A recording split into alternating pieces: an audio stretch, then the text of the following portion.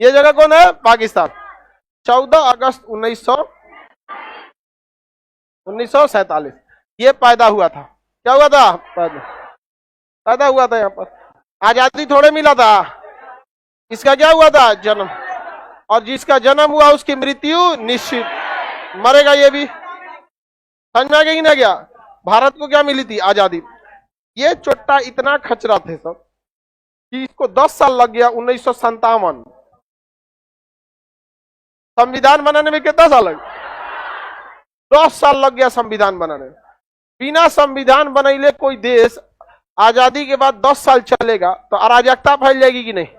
वहां जिसको जो मन मिला कब्जा लिया, और वही वहां पर क्या फैल गया? अराजकता। बहुत भयानक अराजकता है पाकिस्तान में। और वहां पे सेना जो है ना, सेना वो इतना दखल देती है पॉलिटिक्स में।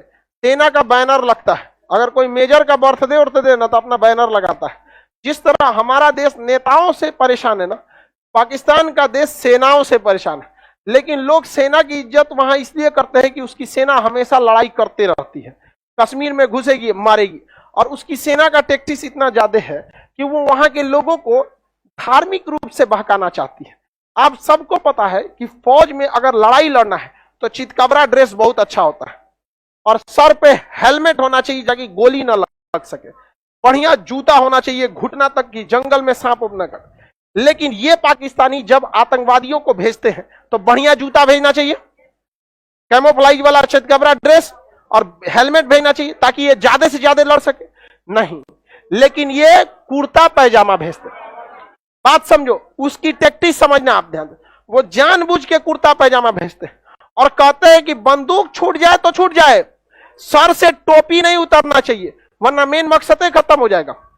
वो यहां पे खड़े 22 करोड़ मुसलमानों को सोचता है कि लड़वा दिया जाए, लेकिन इन्हें नहीं पता है पाकिस्तानियों को कि पाकिस्तान में ही भले पड़ोसी के लड़के रहते होंगे, यहां सब भारत मां की संतान है। यहां कोई पड़ोसी वाला नहीं है जो देश की गद्दारी करेगा।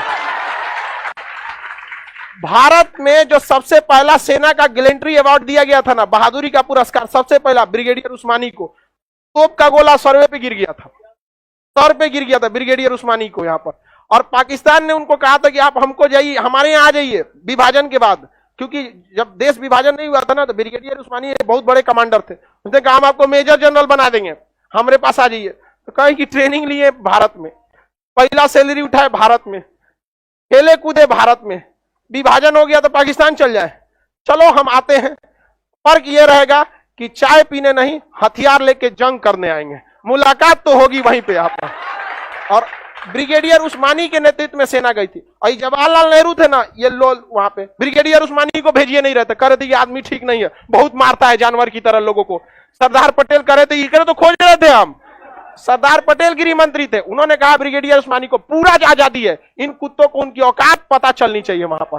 ब्रिगेडियर उस्मानी आगे बढ़े थे, नेहरू तो रोक रहे थे कि ब्रिगेडियर उस्मानी ठीक, पता था इनको कि ब्रिगेडियर उस्मानी अजब टाइप का ही खतरनाक आदमी। लेकिन सरदार पटेल एक नंबर, ट्विनिंग एक नंबर बैठ रहा था, सरदार पटेल और ब्रिगेडियर उस्मानी एक नंबर। लेकिन इत्तेफाक किस्मत को कुछ और मंजूर था।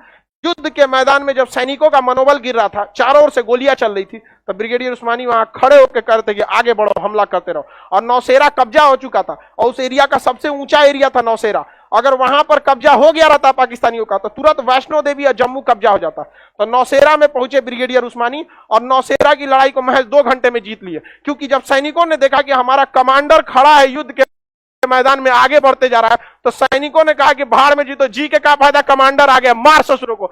मारा गया, पाकिस्तानी भाग गए, सब भाग गया सब पाकिस्तानी। अब ब्रिगेडियर उस्मानी आगे बढ़ते गए, वहां पे एक तोप का गोला सीधे किसके ऊपर गिर गया, ब्रिगेडियर। उस समय के.एम. करियप्पा जो थे सेनापति थे, के.एम. करियप्पा जो थे वो भी खड़े थे। और जस्ट जैसे के.एम. करियप्पा हटे थे ना, तो उनके 2 मिनट बाद ठीक उसी जगह पे बम का गोला गिरा के.एम. करियप्पा के बाद, वरना के.एम. करियप्पा भी चले गए रहते सेना पर। तो उनसे पूछा कि आपको डर नहीं लगता है, तो उन्होंने कहा कि तोप के गोले भी सेनापति का इज्जत करते हैं। ये बहादुरी थी हमारे सैनिकों की। इन चोटों को लगता है कि तुम हमारे अंदर आके तोड़ दोगे, हाँ नहीं तोड़ पाओगे। अब तो गया जमाना, तुम किसी को ऐसे कुर्ता पैजामा पहना के भेज दोगे और तुम्हें लगेगा साइलेंटली तुम्हारा मकसद कामयाब हो जाएगा, तो गया जमाना। तुम्हारे हर मकसद को कामयाब होने से पहले एक एक बच्चे को पहुंचा देंगे हम लोग। ये आप लोग को भी याद रखिएगा। आप बताइए, अजमल कसाब को जो गोली लगा था, सर पे वो टोपी के जगह हेलमेट पहना रहता तो मरता, या फिर कुर्ता के जगह बुलेट प्रूफ पहनता रहता? नहीं, लेकिन उनका तो मकसद कुछ और था। उन चोट्टों को यहाँ पर आओ कभी हमारे बैच से एक बार कभी हम लोग चला जाएगा, गोली नहीं मारा जाएगा, उसको नोच नोच के मारेगा आदमी से।